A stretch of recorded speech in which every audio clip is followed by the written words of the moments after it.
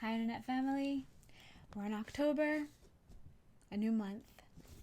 Sending you all so much love and peace and reminder that we're in this together. All the crazy things. We've survived it before. We will survive it again. And we'll come out brighter on the other side like you do in any kind of, what's the word I'm looking for? Refinement process. Okay. Let's pull a goddess for October. I didn't do it for September because I was on the road and it was just never a good moment. You know, filming this stuff, it's a whole thing, and it doesn't always flow. And so when it doesn't, I respect that it doesn't. But I did miss working with a monthly goddess. I do always work with a goddess or two in my daily meditation, so I was still interacting with them and they were still coming through super strong.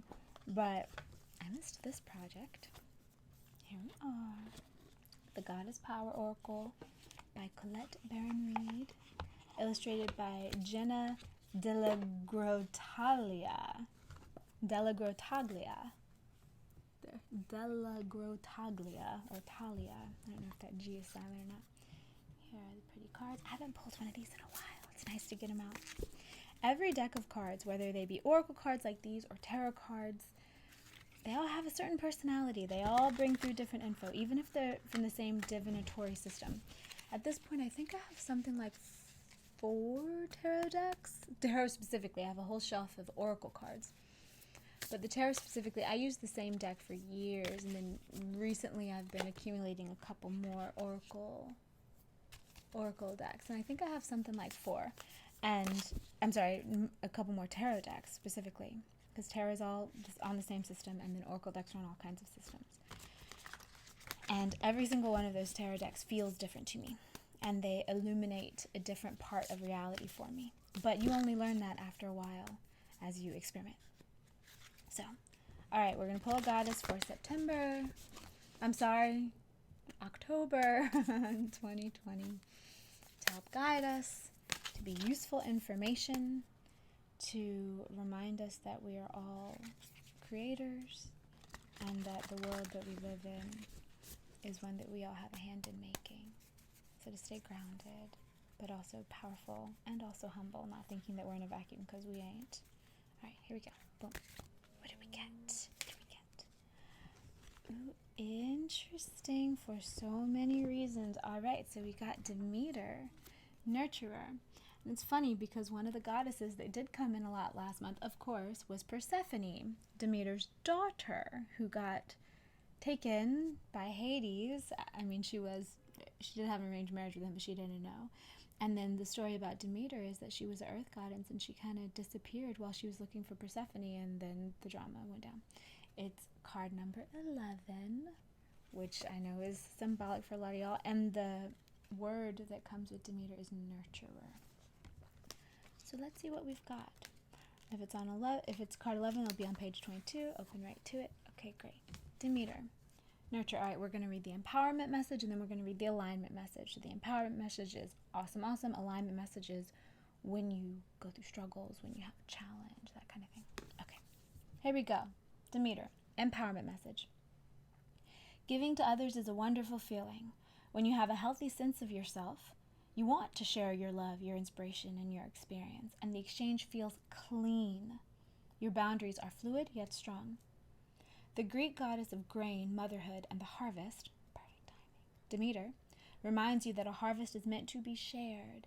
You've now tapped into her nurturing love, which is abundant, and your well-meaning gestures will be received with gratitude and in some way returned to you tenfold.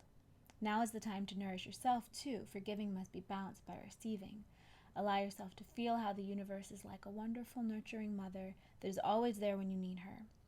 Demeter says to trust that you are loved and cared for all day, every day, and for all time, especially now. Nice. Okay, so here's the alignment message. This is the shadowier side. Do you sometimes overgive to people until you're an empty well? I can identify. I know a lot of you guys can too. Perhaps you've attracted others who are needy and want you to look after them. Or you might be in a pattern of people-pleasing because you're afraid to set boundaries. There's a sticky quality to connections based on this need to be needed. Although the possible repercussions for setting boundaries are in your mind, your body holds on to fear tightly, so it can be scary to make a change. No one wants to admit that they are manipulative or codependent, but it's important to be honest about where you find yourself now. Demeter knows the price of this way of being, as it caused her to lose something so dear to her. Now she has come to show you another way. Your alignment task is to recognize that it's time to step back, take a breath, and say no to the behaviors and people you know are draining you. It's that simple. The divine is the one with the plan. Gather your love, your nourishment, and your self-worth. Choose how you nurture and how you want to receive it. You are so loved when the goddess Demeter brings you her nurturing energy to help you course correct. So yeah, Demeter, I'd forgotten about that detail of the Persephone story that I guess she knew, but she didn't tell her. She didn't tell Persephone. Like, I'm just going to not tell you that you've been promised to someone. I mean, in the gods' world, it's a small world, so... I know so many people are overgivers, and when it talks about something like what drains you, and then you think about the current world where there's so much need and there's so much desire to give, but there has to be a ceiling that is determined by your own wellness. I definitely, even from being a child, have had the experience, when I'm not careful not to, of overgiving. And that comes from, all kinds of weird human stuff that is from this life and other lives, as need to be worthiness, as cultural and genetic, like strands of energy running through our DNA that we just inherited with our bodies. So I know that for me, what I am wanting to create in this time-space world that we're remaking right now is a world where everyone chips in ways that they feel called to, where people do their superhero stuff. I'm sure you guys know people who have some random superpower or epic talent that enhances everyone around them, even if it's something silly like baking cakes. Do you know who in your world is the best cake baker or pie maker? You might, because it's something that is valued by humans, even though the current system that is totally cracking and breaking doesn't know how to value a lot of things that are really valuable to life. So if we can all kind of use this potential restructuring time to restructure to what feels better, also utilizing law of attraction, also utilizing doing your shadow work and getting yourself together, and also being present in the physical realm where you actually do the stuff, there's a really beautiful potential that can happen. And again, I come back to the whole what drains you, and then I think of things like the news and the constant commentary on political subjects and the black holes you can go down. I do believe it's important for us all to help each other, and we also need to know where to rest, because we need to be strong. And I would much rather the people in my world rest when they need to and be strong when I need them, than to be constantly giving all the time in a pale shadow of themselves when the time comes for them to step forward and do something. I feel like that about myself too. I also have noticed that when I treat myself better, the world heals around me. We are all microcosms, and we're part of a larger living being, several I think. So, yeah, give when you want to. Take care of yourself so it overflows. And so you do it because you have to do it, because it feels good to do it, not because you are afraid. Now, okay, one thing to mention here as well.